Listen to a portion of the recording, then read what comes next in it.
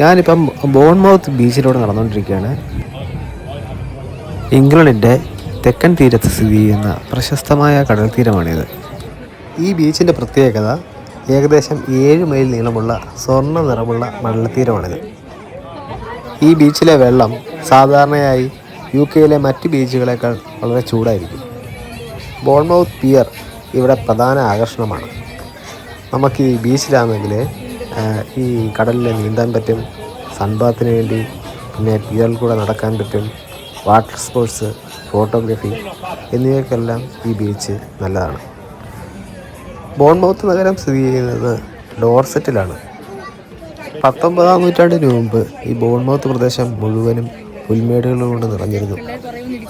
ഒരു ശൂന്യമായ തീരപ്രദേശത്ത് നിന്ന് ലോകപ്രശസ്ത വിനോദസഞ്ചാര കേന്ദ്രമായി മാറിയതാണ് ബോൺമൗത്ത് ബീച്ചിൻ്റെ ചരിത്രം. ഇന്ന് ഞായറാഴ്ച ആയതുകൊണ്ട് ബീച്ച് മുഴുവനും ആളാണ്.